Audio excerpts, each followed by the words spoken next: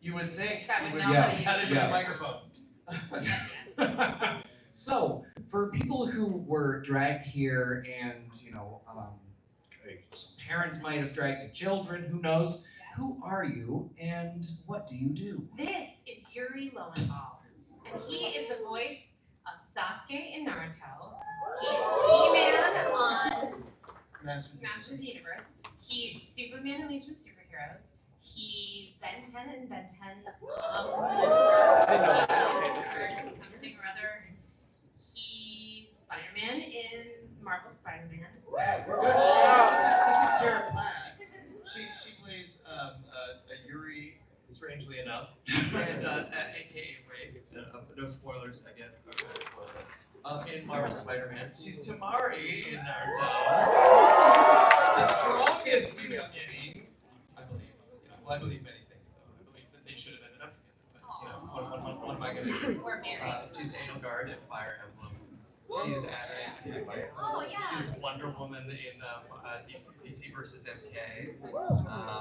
So many of them. We're voice actors. We're and voice actors. actors. Right. And writers Right. and... Mitsuru in Persona 3 and Elizabeth. But we're here to talk. Naruto. Well, we can answer any questions.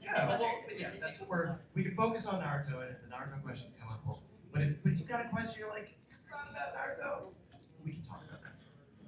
Heck yeah. So, starting with Naruto, what was kind of your guys' reaction to being cast in Naruto?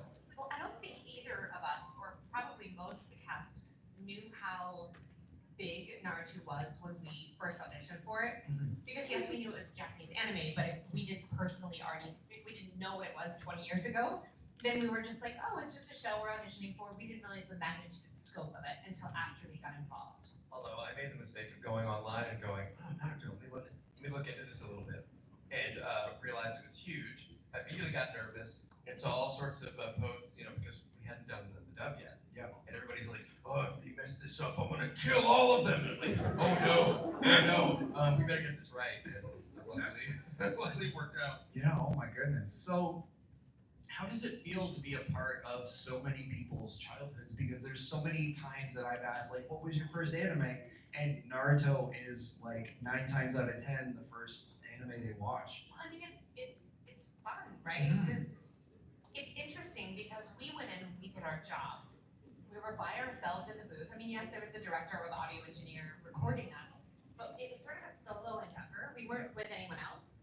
And then to see the sort of ripple effect of the work that we did and how it affects other people is really exciting. Like it's fun, and it's also fun now, especially because it's been out for so long, that it's become sort of multi-generational, because there were people who watched it when it originally aired, and then they grew up, and maybe they had kids, and then they introduced it to the grandparent, or whatever that is, and so now you have people come to the table, and you talk to the fans, and it's like 3 generations of people who enjoy the show, and they watch it together, and it's brought them together, but it's also fun for us to be a part of that, even though it's weird because we're not a part of it, because we already did our job. Like, it's a weird way to be a part of the thing.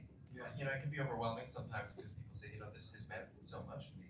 But then I remember, like, I'm a nerd from way back, and I have those things that mean so much to me, and that meant so much to me at a certain time in my life, that hit me at the right time, that I was either reading or watching or playing, and so I get it, and because I understand sort of the power, that can be a little overwhelming sometimes. Just to know that we get to be part of something in the way that I remember, consuming that stuff. I'm gonna make you a shirt that says "Nerd from way back," by the way. Nerd from way back. Don't tell them how long way back.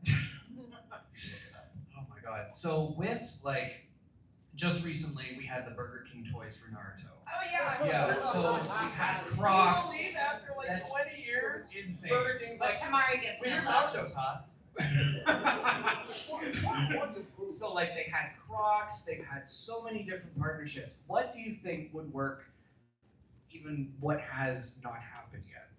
Oh, so what would be a good partnership? Yeah. That we have Like an instant ramen, Ooh. You think that's a no-brainer? right? Yeah. I mean, that would be why don't they do that? Yeah. Because they could have one for each character, kind of flavor Yeah. profile. Get on that, ramen companies. Right. Yeah. What about Naruto themed restaurants?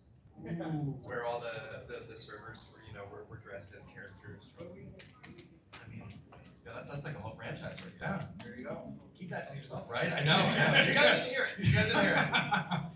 Perfect. So we are going to open up the floor to questions. Just a reminder that Yuri and Tara are going to be here all weekend.